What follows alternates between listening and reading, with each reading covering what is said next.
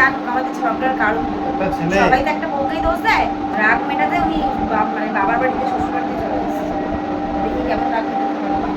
মানে এটা একটা মেয়েই জানে এটার ফিলিংসটা বরকে নিয়ে। গাইস তোমরাই বলো, ও আমাকে না বলে চলে এসেছে আমাদের বাড়িতে, এটা কি ঠিক করেছে?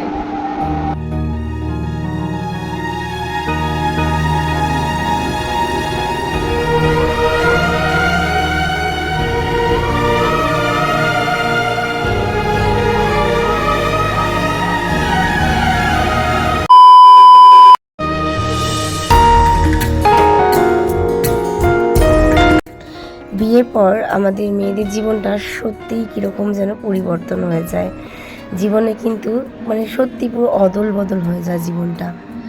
এটা মানে একটা মেয়ে ছাড়া এটার ফিলিংসটা মনে হয় কেউ বুঝতে পারবে না।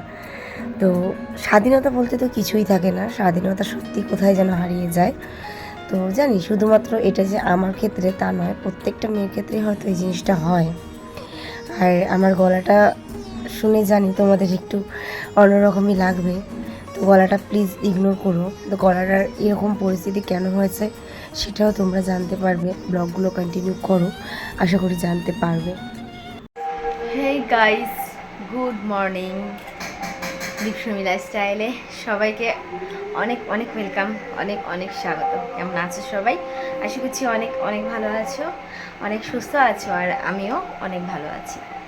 তো ব্যাকগ্রাউন্ডে একটুখানি হালকা পাতলা আওয়াজ আসবে, তোমরা ম্যানেজ করো, কারণ আমি যেখানে রয়েছি তার থেকে কি বলবো মানে একটুখানি দূরেই কীর্তন হচ্ছে। তো ওই অষ্টম প্রহর যে হরিনাম সংকীর্তন বলে সেটাও হচ্ছে, তো সারাদিনই চলবে। আর আমাদের বাড়ির সামনে একদম মাইকটা বসানো, তো বুঝতেই পারছো 12 মাসে 13 পার্বণ তো বাঙালির লেগেই থাকে, তো আওয়াজ আসবে কিছু করার নেই, ম্যানেজ করে নিও। তো যাই হোক, ঘুম থেকে উঠেছি। আর বাবার বাড়ির সকাল মানেই তো বুঝতে পারছো 8টার আগে সকাল হয় না। 8টা কি 8:30 বেজে গেছে ঘুম থেকে উঠতে। তারপরে একটু ফ্রেশ হয়ে আসলাম, এসে বিছানাটাকে তুললাম, তুলে এখন হচ্ছে একটু সকালে টিফিন খাবো। ভাত হয়ে গেছে রান্না, কিন্তু ভাবছি ভাত খাবো না, ইচ্ছে করছে না, জানো তো ওই 10টা মতন এখন বাজে। এখন হচ্ছে একটু কিছু খেয়ে আমি এখন বেরোবো একটু ডক্টরের কাছে, ডক্টর দেখাতে যাব। তার কারণ কি বলো তো, তোমরা সবাই জানো যে আমি ঘাড়ের ওষুধ নিয়ে যাই ব্যারাকপুর থেকে 1 মাস করে। তো সেই ওষুধে আর কি শেষ হয়ে গেছে, অনেক দিন হয়ে গেছে, কিন্তু এবারে আর আমার মানে ডাক্তার আমার দেখানো হয়নি। হ্যাঁ খাচ্ছি, যাচ্ছি, দাঁড়াও যাচ্ছি। তো এবারে আমার ডক্টরটা দেখানো হয়নি, অনেকটাই লেট হয়ে গেল, অনেকদিন ওষুধ খাওয়া বন্ধ আছে, তো সেই জন্য আর কি ডাক্তারটা এখন দেখাতে যাব। তো চলো সঙ্গে থাকো, সারাদিন কী করছি না করছি অবশ্যই শেয়ার করছি। চলো, তো রেডি হলাম, রেডি হয়েছি মানে শুধু একটা জাস্ট কুর্তিটা পরে নিয়েছি। আর এখন ঘড়িতে বাজে 10:30, আধ ঘন্টার মধ্যে তাড়াতাড়ি সকালে খাবার দাবার খেয়ে এখন রেডি হয়েছি। তো চলো ডাক্তারখানায় যাই, তো ডাক্তারখানা থেকে এসে তারপর আবার কথা বলছি, চলো সঙ্গে থাকো। এইটা তো ছোট্ট মাছ, এরকম একটা হবে, এত বড় মাছ ধরেছি। তুইও গেছিলি? আমি কিন্তু আমার দেখে নাই, খেয়াল করে নাই। আমরা যে শুয়েছিলাম ওই কি রে, তুই এখন ভয় পাস না? বল বল, বড় হয়ে গেছি তো। ওইটা কিছু বলে না, এই রোদ্দুরের মধ্যে গিয়ে এই করছে। ডাক্তার দেখিয়ে অ্যাকচুয়ালি এসেছিলাম হচ্ছে পাশে এক বৌদির বাড়িতে, মানে যখন বিয়ের আগে টিউশন পড়াতাম, তো বৌদির ছেলেমেয়েকে পড়াতাম, তো ওরা ভীষণ ভালোবাসে আর কি, মানে আমাকে এখনও অনেক কন্ট্যাক্ট করে।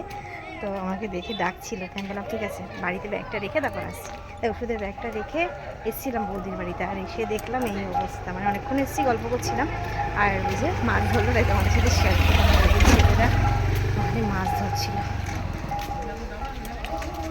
চলো, দুপুর হয়ে গেছে, এখন বাড়ি গিয়ে স্নান করব।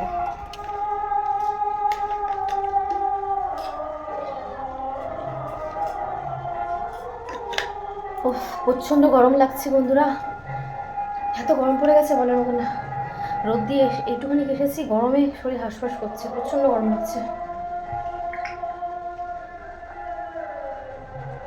ব্যারাকপুরে প্রচুর গরম, এবার জানি না আমাদের রানাঘাটে কতটা গরম। এখনই শরীর খারাপ লাগছে, এখন তো গরমকাল পড়ে আছে। তো এসে ড্রেস চেঞ্জ করে আগে একটু জল খেলাম, এখন আর কথা বলবো না, কারণ মায়ের এই ঘরটুকু একটু মুছে দিই, মুছে টুছে স্নান করি। অনেক বেলাও হয়ে গেছে, 1:30 বাজে। চলো সামনে থাকো।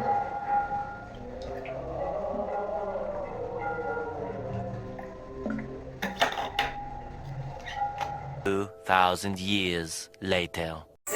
হেই গাইস, গুড ইভিনিং। সেই দুপুরের পর এখন আসলাম। এখন ঘড়িতে সময় বলছে দেখো 9:15, আর এখন আবার আসলাম তোমাদের সাথে ব্লগ শেয়ার করার জন্য। অনেকটা টাইম বাদে কেন আসলাম দেখাই দেখো।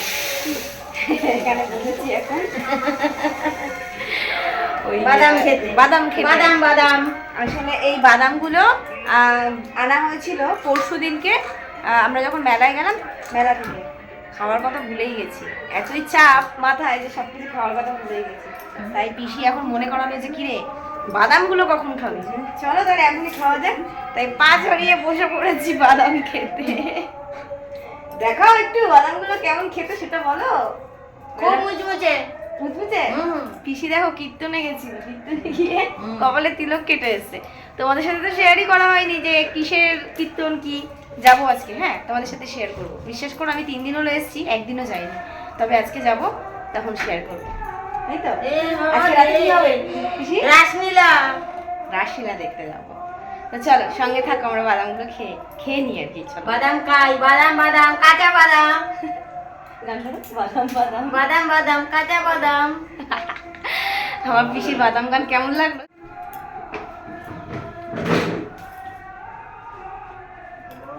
উঠতেই দেয় না।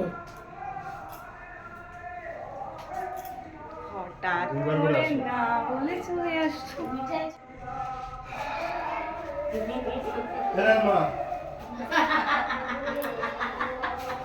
বাবা জামাইকে দেখে পিসির আর হাসি ধরছে না। আসবো না। কি এনেছো ওটাতে? দই মিষ্টি। দই আবার মিষ্টি বাবা? কেন দই দই 2 রকম দই এনেছো? হ্যাঁ এটা টক হয়েছে। এটা দেখে তো মনেই হচ্ছে টক দই। না বলে চলে এসছে, না জানিয়ে চলে আসলাম। না হাত মুখ দাও, চাটা খাও, বাদাম খাও। বিশাল ব্যাপার তোমাদের দাদা ভাই, আমি জানি না, আমাকে না বলেই চলে এসেছে। হঠাৎ করে জানি না সারপ্রাইজ দিল। তো আমি সত্যি একটু অবাক হয়েছি। আমি আর কি নিচে যাচ্ছিলাম দিদার কাছে একটু কথা গল্প করার জন্য, দেখি তোমার দাদা ভাই চলে এসেছে হঠাৎ করে। যাই হোক চলো ব্লগটাকে দেরি করো।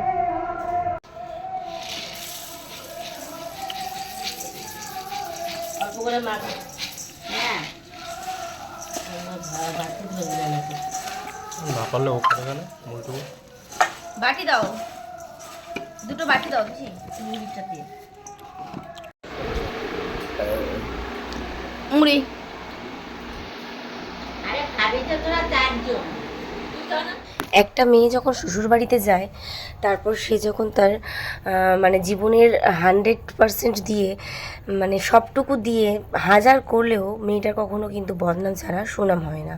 তবুও দেখবে শ্বশুরবাড়ির সব কিছু মানিয়ে নিয়ে চলা যায়, ওখানে থাকা যায়, কিন্তু বর যদি কিছু বলে সেটা কিন্তু কোনোভাবে মেনে নেওয়া যায় না। তোমরাই বলো, ও আমাকে না বলে চলে এসেছে আমাদের বাড়িতে। এটা কি ঠিক করেছে? না বলে আসলে কেন? কালকে তোমাদের দিদিভাই আমার সাথে ঝামেলা করেছে, ঠিক আছে? ঝামেলা করে কথা বলেনি, তার জন্য আমি আজকে না বলে চলে এসেছি পুরো মিটমাট করতে। এটা কি সারপ্রাইজ দেওয়া বলে? সারপ্রাইজ না, মিটমাট করতে এসেছি। মিটমাট করতে এসেছে, কথার মানে বুঝো। পরে তার আমি চলে যাবো। তুমি চলে যাবে, আমি থাকবো। আমি একা যাবো না। থাকবো তাহলে আমার বাড়ি। ঝগড়াটা কেন করেছি সেটা বলো, হ্যাঁ? সবার সাথে বলো কেন বলবো? কেন করেছি বলো। রাত্রেবেলায় ফোনে কথা বলছিল। তাই তাই তার আগে কি করেছো সেটা বলো। কি করবো? কি করেছো? কি করেছো? বলো শুনে কি করেছো? নিজেরটা বলো না, ওই দোষটা কি বলো, তাই না? খেয়াল করবেও না। এখন পার্লারে গেছিলাম, ও কি বলছে? ও ব্যাপারটা শুরু হয়েছে হচ্ছে দুপুরবেলা থেকে। ও বলেছে পার্লারে যাবে, ফোন করেছিল আমাকে, বলছে পৌঁছে গিয়ে ফোন করবে। বুঝে আর ফোন টোন করেনি। তারপরে কতক্ষণ বাদে আমি যখন ফোন করছি তখন ফোনটা বারবার কেটে দিচ্ছে, কেটে দিয়ে আমাকে মেসেজ করে বলছে আমি এখন ব্যস্ত আছি, পরে ফ্রি হয়ে ফোন করছি। তোমরাই বলো পার্লারে গিয়ে মানুষ কি করে? এবার আমার কথা হচ্ছে তুমি কাজের জন্য গেছি, পার্লারে গিয়ে সঙ্গে সঙ্গে তোমার কাজ শুরু হয়নি, একটা ফোন করতে কি আসে যাচ্ছিল? তুমি কি কি বলেছো তারপরে? থাক, সেগুলোর অন ক্যামেরা বললাম না, সব পার্সোনাল জিনিস তো তোমাদের সামনে মানে শেয়ার করা যায় না, তো রাগ করাটাই আমার স্বাভাবিক। মানে অনেক বাজে বাজে কথা বলেছে আমাকে, সেগুলো আমারও রাগ বললাম করা না। স্বাভাবিক। হ্যাঁ, রাগ মেটাতে আমি মানে বাবার বাড়িতে শ্বশুর বাড়িতে চলে এসেছি, দেখি কেমন রাগ মেটাতে পারবো। আমি এটা কি করবো? অন ক্যামেরা আনতাম না ব্যাপারটা, আমার মনে হলো তোমাদের জানা দরকার, কারণ আমার ভিডিও শুধুমাত্র যে তোমরাই দেখো তা নয়, আমার ফ্যামিলির অনেকে দেখে, তো আমি চাই ফ্যামিলির সবাই জানুক আমাদের ঝগড়ার কারণ। একটা ছেলে সবাই তো একটা বউকেই দোষ দেয়, তো আমি চাই সবাই জানুক।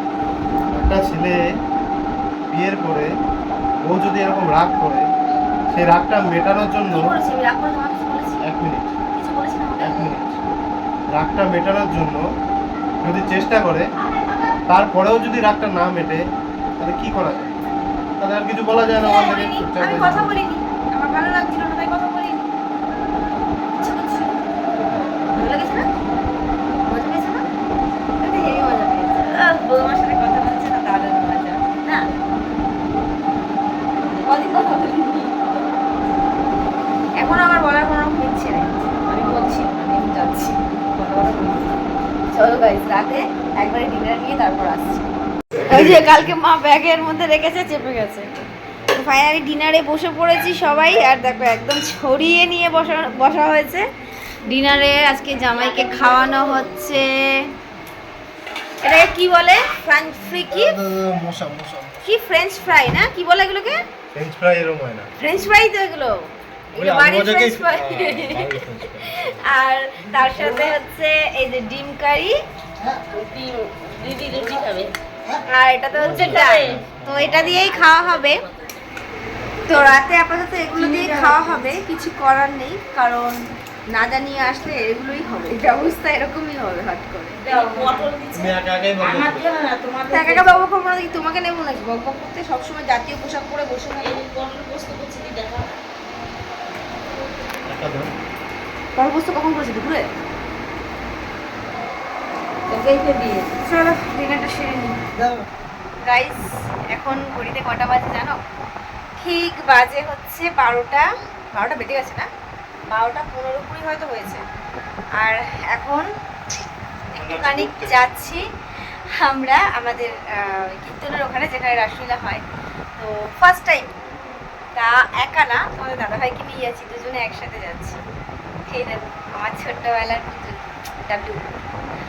তো মানে সত্যি আনন্দ লাগছে যে বিয়ের পর এই প্রথমবার যাচ্ছি, তাও আবার আমি একা না, আমার বরকে নিয়ে যাচ্ছি, অনেকটা বেশি ভালো লাগছে। মানে এটা একটা মেয়েই জানে এটার ফিলিংসটা, বরকে নিয়ে তার পাড়ার কোনো অনুষ্ঠানে যাওয়ার একটা মজা আলাদা। কি ঠিক বললাম তো? কমেন্টে জানিও ফিলিংসটা কেমন।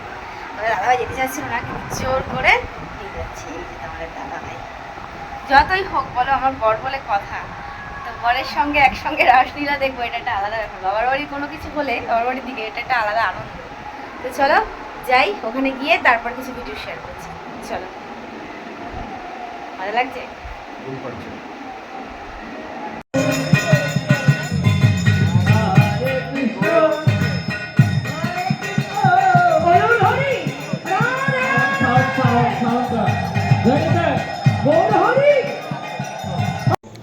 বাড়িতে এসে 3 দিন হয়ে গেছে, কিন্তু আমাদের পাড়ায় যে এত বড় একটা অনুষ্ঠান হচ্ছে, বিশ্বাস করো একটা দিনের জন্য আমি এখানে আসিনি। আসলে আসবো কি, সত্যি বলতে মন মেজাজটাই না ভালো ছিল না, প্রচণ্ডই মানে মন খারাপ ছিল। আর এত মন খারাপ নিয়ে দেখবে কখনো আসা যায় না। মেয়েরা বাপের বাড়িতে আসলে কত জায়গায় ঘুরতে যায়, বলতে পারো এক কথায় উড়ে উড়ে বেড়ায়, কিন্তু বিশ্বাস করো আমি সেটা কিছুই পারি না। কারণ কি বলো তো, সত্যি বলতে মানে একা একা কোনো কিছুই ভালো লাগে না। আর এখানে যখন আসি, তোমাদের দাদাভাই তো আসতে পারে না, ওর অফিসের কারণে জানো, তো সেটাও সম্ভব হয় না। তো এখানে আসলে আমার ওই ঘরের মধ্যেই থাকতে হয়। আর পাড়াতে এতদিন ধরে একটা উৎসব হচ্ছে, আমি এখানে থাকতেই পারিনি। আসলে এখানে কোনো বাধা নেই, তবে নিজেরই আর কি মন টানছিল না, ভালো লাগছিল না। এতদিনের লাস্ট দিন আজকে আসলাম, তাও পিসিরা এসছে বলে তাই আর কি, নইলে হয়তো সেটাও হতো না। না। যাই হোক, এরপর আর ব্লগটা কন্টিনিউ করিনি, তাই আজকে ব্লগটা এই পর্যন্তই রাখছি। তো দেখা হচ্ছে আবার নেক্সট ব্লগে। তো ভালো থেকো, সুস্থ থেকো সবাই। নতুন কেউ এসে থাকলে অবশ্যই চ্যানেলটা সাবস্ক্রাইব করে যাও। চলো, গুড নাইট, টাটা।